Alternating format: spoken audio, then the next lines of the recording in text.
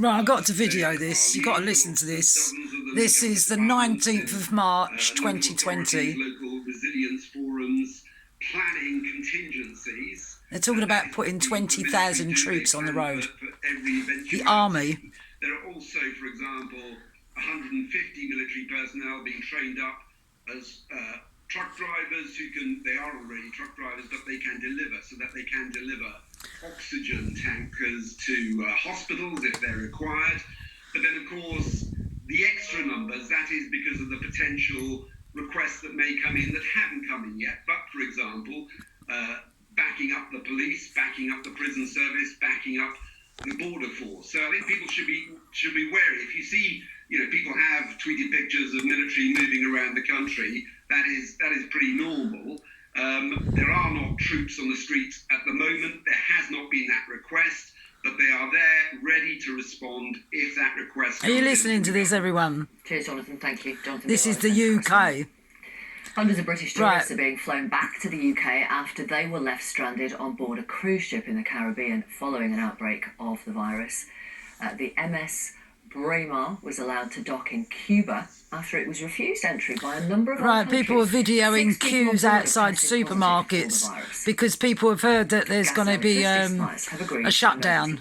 So all the people that haven't gone out there buying, bulk buying, they're now queuing up outside supermarkets. I expect by the time they get to the supermarket, there won't be anything left. The queues are massive, and the queues have been starting since early this morning. Financial trouble will get help with payments, and there will be a halt to disconnections of standard energy meters. The headlines on BBC News. The government says more details will be issued tomorrow on how children will be awarded their grades following the cancellation of GCSEs and A-levels in England and Wales. The government's doubling the number of military personnel who are on standby in response to the crisis to 20,000. 20,000. People are being urged not to use public transport in London for anything other than essential journalists. As you can see, the trains are empty. To free up the network for critical workers. They're talking about closing trains and buses and restricting the movement of people. Going ahead with the Olympics would be irresponsible. Those are the words of an organising committee member as pressure builds to postpone July's games in Tokyo. So that's all going to happen over the weekend. Its commitment to completing the season. Yeah, that's all going to happen over the weekend. Via conference call today. So Formula One, the traditional summer break has been brought. I had to video that. Extended to 21 days in March and April. Toby's gone back to bed.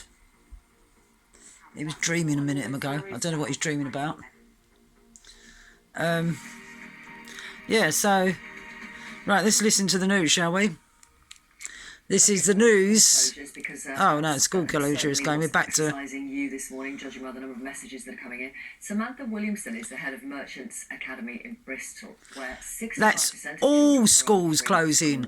Colleges, private schools, all schools are closing.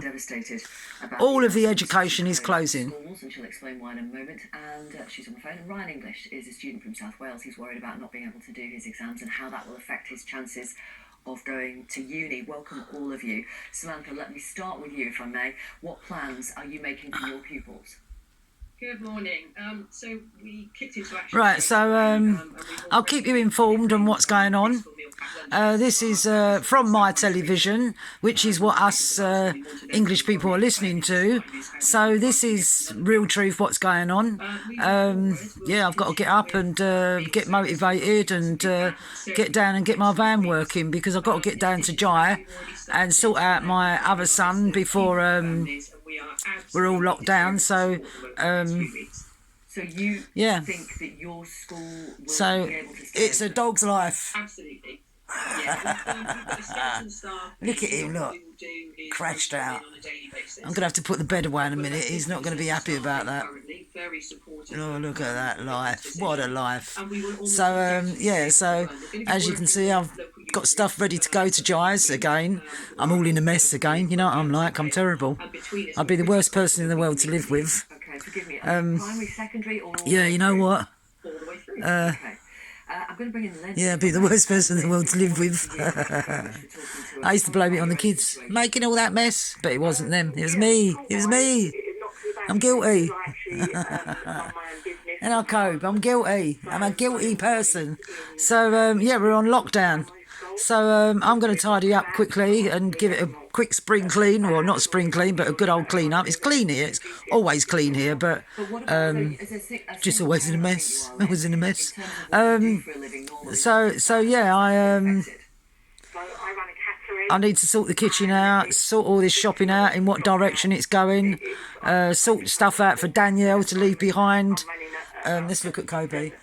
Sort stuff out for Danielle, because she's going to be arriving probably this evening.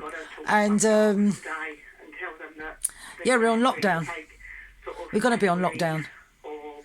So I should imagine tomorrow the traffic's going to be a bit different. What they're saying in Italy is if the people don't stop going out, when you do go out, if the police will stop you, and they'll take your name and address and ID, and if you're on that list of name and address and ID of having been out when you shouldn't, then they're saying that you won't get treated at the hospitals or the doctors if you become ill. So although they're not telling people you're not allowed out, they're not actually telling people if you go out we'll arrest you, they're using the next one, aren't they? Blackmail. You know, if you catch a cold, you will not be treated. So you can't be treated for this coronavirus anyway. I'm confident that when I was meant to go down to see the grandchildren a few weeks ago when they was all really ill, I'm confident that everyone had coronavirus then. That's why I didn't go, because they all had colds. And then my other son, him and his kids and wife all got a cold, and that was a few weeks ago. So I didn't go there neither. And they said it knocked them for 6. So we reckon that they'd caught the coronavirus and got over it, which loads of people do catch it and get over it. I mean, last year I had 3 lots of penicillin because I'd caught a cold, and I was coughing up green stuff in the end, so I had to take penicillin. I don't like taking penicillin unnecessarily, and I couldn't breathe. It made my breathing a lot worse. That was about 18 months ago. I'll tell you what, I felt like not that I've ever been run over by a bus, but the expression, I felt as if I'd been run over by a bus, because every single bone and muscle in my body